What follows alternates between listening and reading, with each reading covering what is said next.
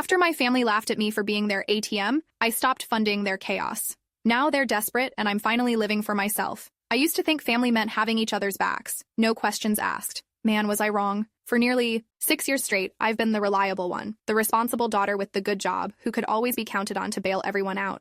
Every time my dad's credit card maxed out or my sister's rent was just a little short, guess who? Got the SOS text? This girl. My parents split when I was in high school, and somehow I became the adult in the situation. Dad never really recovered financially, or so he claimed. He'd call with this defeated voice about how the electric company was being unreasonable, or how his truck payment was just impossible this month. And every time I'd sigh, open my Chase app, and transfer what he needed. My sister Chloe, even worse. She's 2 years younger but acts like she's perpetually 19, always bouncing between retail jobs that didn't appreciate her talents, while renting apartments she couldn't possibly afford. Her emergencies ranged from, I need first and last month's deposit by tomorrow, to, my car broke down and I have to get to this interview. Every single time. Meanwhile, I've been driving the same Toyota since college. The check engine light's been on so long I've named it Larry. Vacations? Yeah, those were mythical things other people took while I scrolled through their Instagram posts from my cubicle, calculating how many more months before I could afford my own trip, except another family emergency would inevitably pop up. Last Friday changed everything. My friend Jordan texted me saying, "You need to hear this. Don't shoot the messenger." Attached was an audio recording from my family's Memorial Day barbecue, the one I couldn't attend because I was working overtime to rebuild my savings after paying Dad's property tax bill, ironically. I pressed play and my stomach dropped, faster than a roller coaster at Six Flags. So grateful Rachel couldn't make it today. My dad's voice slightly slurred from what I assumed was his third Bud Light. Every time she's around, I feel like I gotta put on the poor me act. Someone laughed. Chloe. Dad, she's literally our ATM, my sister chimed in. All I have to do is call her crying about being broke, and boom, money appears in my Venmo like magic. You got that right, Dad replied. Remember when I told her I needed help with the mortgage, and I actually used it for that fishing trip to Lake Michigan? More laughter. My aunt's voice. You two are terrible. Hey, she's making bank at that corporate job, Chloe continued. Why shouldn't we get some of it? It's not like she's doing anything exciting with it. No boyfriend, no social life. To Rachel, the family cash cow. My dad's voice again, followed by the clinking of bottles. The recording cut off. I sat frozen at my kitchen table, my coffee going cold. Jordan texted again. They deleted it from the group chat right after. I screen recorded it first. I'm so sorry. I should have been crying. Instead, I felt this weird calm wash over me, like when you finally diagnose a pain you've had for years. Things suddenly made sense. The constant emergencies that never seemed to improve their situations, how they always needed just a little more than last time, the guilt trips when I hesitated. That night, I couldn't sleep.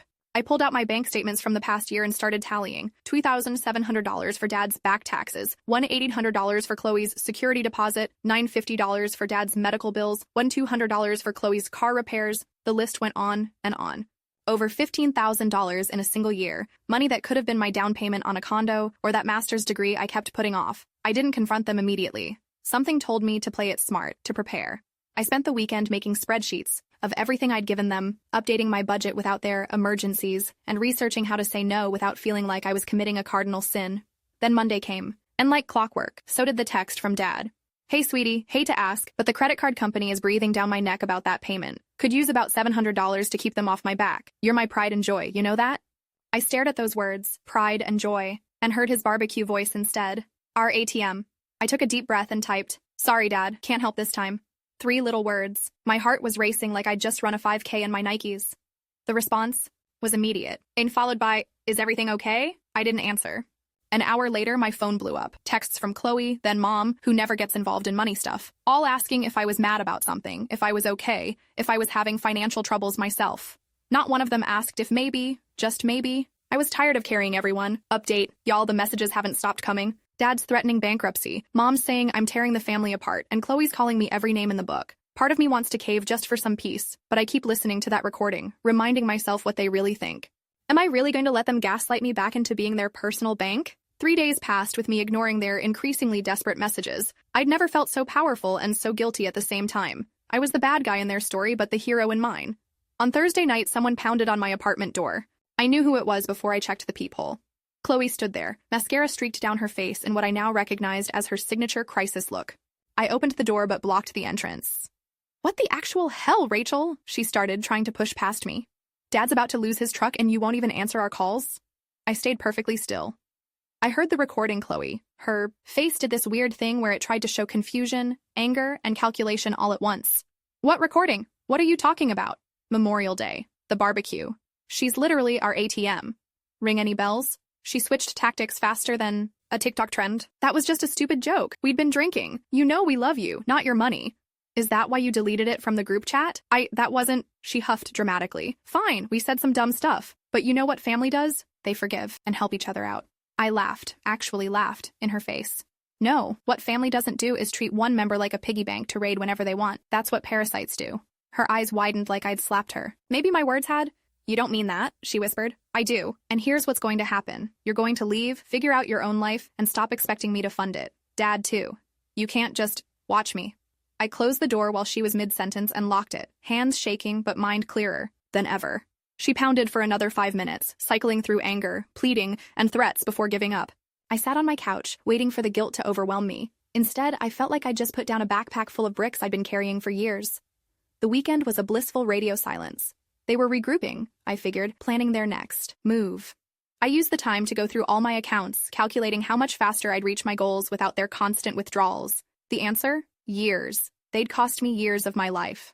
Monday morning, I woke up to an email from my dad with the subject line, "We need to talk." The message was short. This isn't like you, Rachel. Family helps family. Call me. That was when I decided to go nuclear. I spent my lunch break compiling a document with every transfer, every request, every promise to pay me back that never materialized. I added up the grand total, over $43,000 in the past 3 years, and attached all the receipts, bank statements, screenshots of texts. My reply was simple.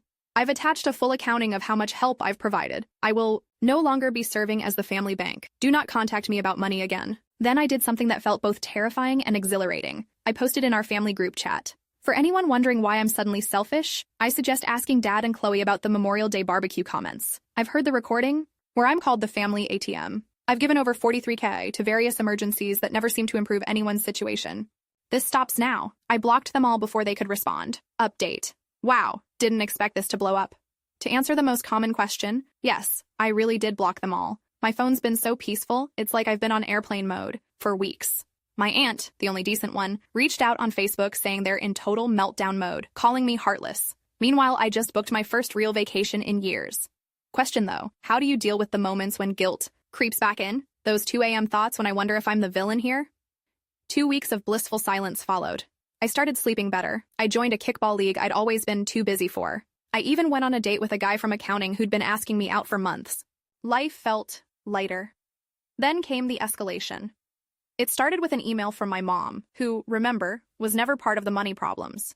Your father might lose the house. Is that what you want? For him to be homeless because of your pride? Didn't respond, but I did something better. I researched affordable housing options and financial assistance programs in his area and forwarded them to him with the subject line, resources that aren't me.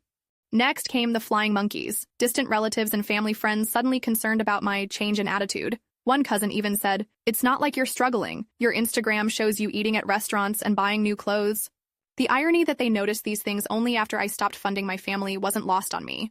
The breaking point came when Chloe showed up at my workplace, making a scene in the lobby about how I'd abandoned the family. My supervisor, a no-nonsense woman who'd heard enough about my family over the years, had security escort her out before I even knew she was there. That night, Chloe called from an unknown number, sobbing that she was being evicted. "There are shelters," I said, surprising myself with my calm. "Or maybe check if Dad has room since you two are so close." "How can you be so cold? This isn't you." "No, Chloe, this is exactly me, the real me, not the ATM you and Dad joked about." She went quiet, then switched to a venomous tone. "You know what? You're pathetic, holding a grudge over one stupid comment. When you die alone with all your precious money, don't expect anyone to care. Better than dying broke because I gave everything away to people who only saw me as a resource," I replied, and hung up.